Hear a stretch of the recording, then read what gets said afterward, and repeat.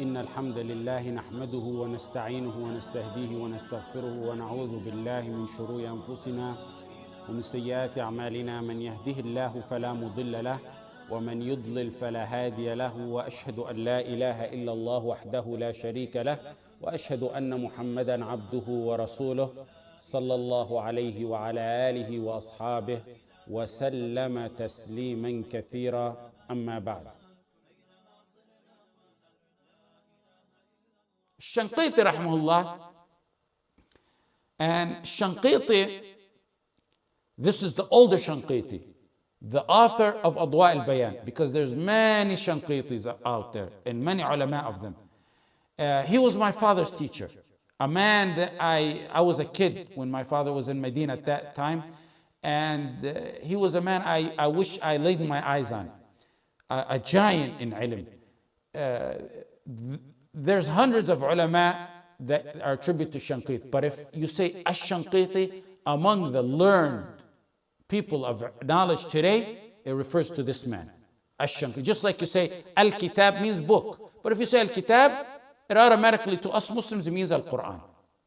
And like when you say ash-Shaykh, it means this Shaykh, among the learned knowledgeable people. My father used to have recorded the tafsir of him that were approximately 50 years old, that he kept close to him under his bed until they were confiscated approximately 12 years ago by the FBI, where I remember I used to listen to some of them where they were tafsir of Surah At-Tawbah.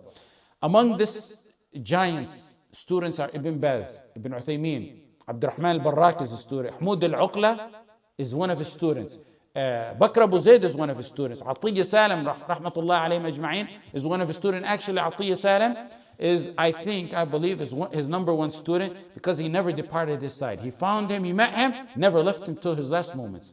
And he was my teacher and my father's teacher, Atiyya Salam. Shaykh wrote 3 tafsirs of the Quran. The final one and the most thorough one was an amazing tafsir where he did tafsir of the Quran by the Quran. He wrote it in 7 volumes. And when he got to Surah Al-Mujadala, verse number 22, rahmatullah alayhi, died. His student, Atiyya Salam, who was my father's teacher and my teacher, someone I was very close to, he finished the Quran. He finished the tafsir. And then they sent it out to print it, and it's now called Adwa al-Bayan. My father informed me one time that they asked the Shaykh, rahmatullah alayhi, why is it you put so much emphasis on tafsir? He gave a great portion of his life to tafsir, even though he was a great knowledgeable person in usul.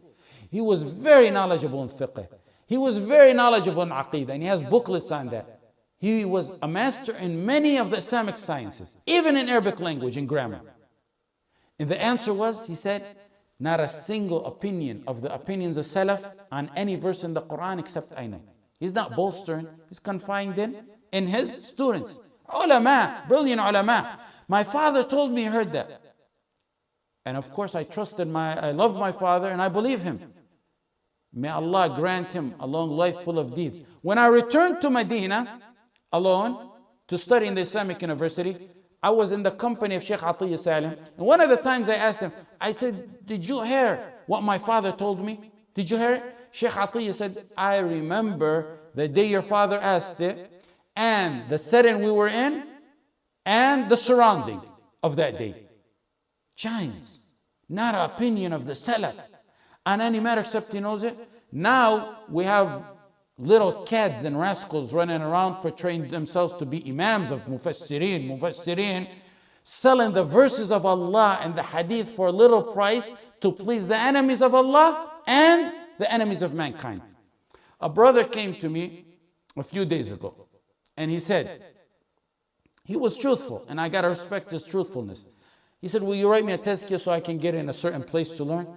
I asked him some questions because I didn't know him, and I asked, what was your purpose to learn? Why you want to go learn? He was very frank and honest. He said he wants to learn basically to bank off of it. He said he knows so-and-so who just knows Arabic. He has an institute and he charges on each head per year so-and-so. And if you want to learn tafsir from him, you got to learn. Names he named, I don't even know. You got to learn tafsir from him, you got to pay to learn. And he wants to do the same. He wants to bank off of it. Today, we have unhatched, inferior Mufassireen who, when calamity befalls their brothers, the Manaabir begin to shake in unity with their shouts, one cheering the other, tampering in the verses of Allah, quoting Hadith and manipulating their meanings and the meanings of Ayaat. Then when a historic genocide of 2,500 to 3,000 of our honored, beloved brothers in Bangladesh, suddenly the pulpits are silenced. They're the Hermaphrodites. I said it before, and I say it again. These are the Hermaphrodites. These are the Hermaphrodites of the Ummah, because if you know the definition of a hermaphrodite, he's the one with a reproductive organ of both sexes. And also, it's one who possesses disparate and contradictory qualities in the way they think or they talk or speak.